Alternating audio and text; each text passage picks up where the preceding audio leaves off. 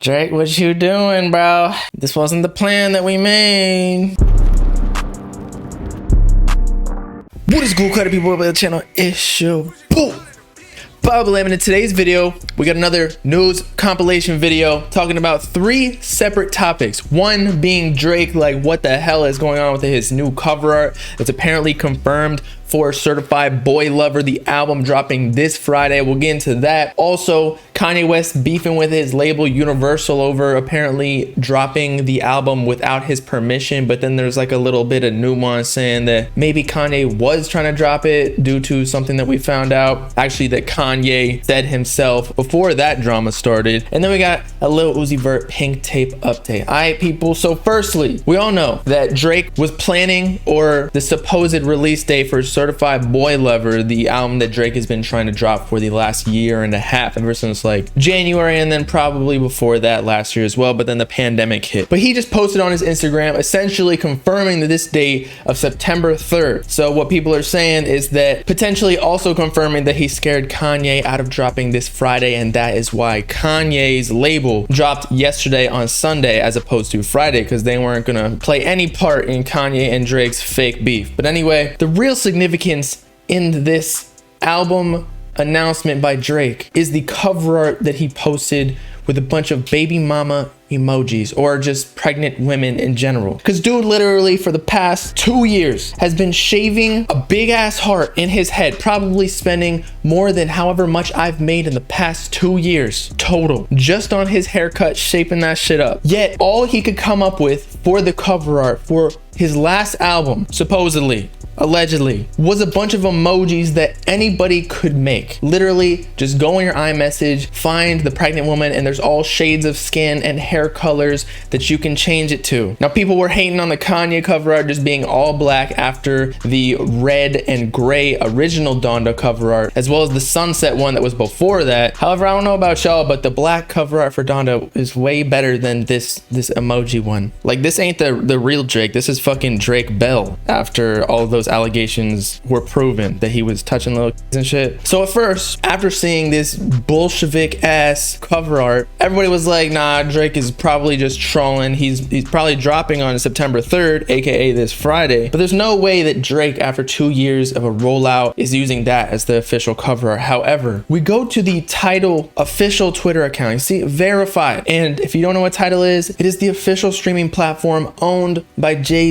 So this is gonna have some official sources. Drake's label OVO, and I think Universal, who is the major that backs them, is likely speaking directly to Tidal. And they said explicitly, Drake confirmed CLB is coming this week. However, the real significant part regarding the cover art comes after that in their first reply, wherein they also stated Elliot Wilson has confirmed this to be the official cover art. And all the Drake stans who were making fun of Kanye for their cover art are now crying. So we go to this Elliot Wilson dude's page, and I wasn't really sure who he was. He did in fact confirm that that's the cover art for CLB 9/3 this Friday. Now come Friday, I feel like he may have to delete this tweet, because again, I don't care who confirms this is the cover art for Drake's album, it's not. And maybe I'm wrong, but Drake must be crazier than Kanye, because this is honestly just disgraceful. But if you check out this Elliot Wilson dude's page, he is pretty reputable in that he's a journalist, chief content officer for Tidal, so he's within the company of an official source. He's an on-air host of Rap Radar podcast, which, if you recall, I don't know, last year or so, there was a podcast or interview with Drake in his mansion, and he was one of the interviewers. So not only is he in Tidal, but he also has spoken to Drake in the past, giving him more credibility. But still, pray to the Lord that that is not the cover art. The only other thing that is somewhat in correlation with the trolling by Drake is that maybe this cover art is just like a publicity stunt, knowing that everybody's gonna freak out and be like, yo, this is trash. It spreads more virally because negative publicity always spreads faster than positive. That's why the news is always talking about the world blowing up as opposed to, you know, some kid with cancer who survived. Nobody cares about good news these days, and that's why the world is going downhill. But either way, I wouldn't be surprised if Drake comes out the night before Certified Boy Lover drops, or maybe the morning of, with a completely new cover art Drake with the heart shaved into his head, because that's what everybody wants anyway. Next, we got some Kanye West drama. I mean, when does it ever stop? I mean, the morning Donda finally officially released, he was talking mad shit about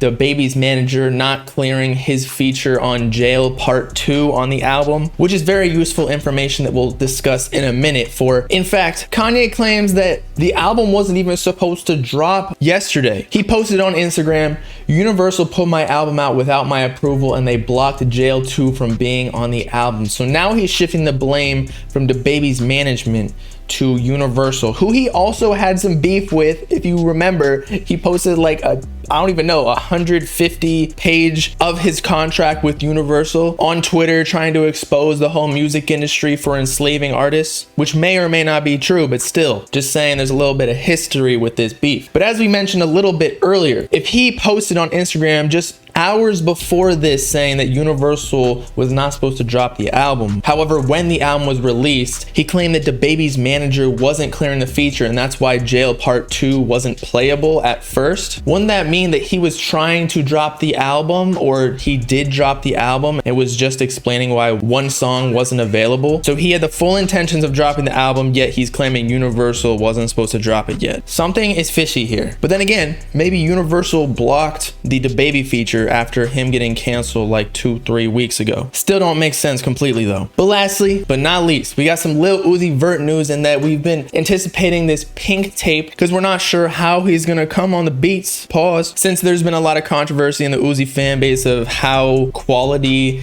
the recent snippets are. There are some good ones, especially the ones that he performed at Rolling Loud and other concerts, among the grails that he was giving fans through IG lives. But for now, he gave us a little update in an interview at I think Arab wedding or something. Correct me if I'm wrong, it might be somewhere else like Kylie Jenner's ass dungeon or something. But in this video, he claims that Pink tape is currently being mixed. He's still being very experimental with the sound, but he's going back to traditional mixing, which I assume that means engineer Kay Lee from his previous projects before Eternal Take. She also engineered Eternal Take, but not Lil Uzi Vert vs. the World 2, which a lot of people were complaining about the mixing. I personally didn't care because I am not an engineer. I can't hear, you know, different frequencies being out of tune or whatever. But with all Uzi said, I think the Pink tape's coming soon, likely, especially after Drake, Kanye, Trippie, Tekka, and some other big players have already released their albums. It kind of frees up the rest of the year.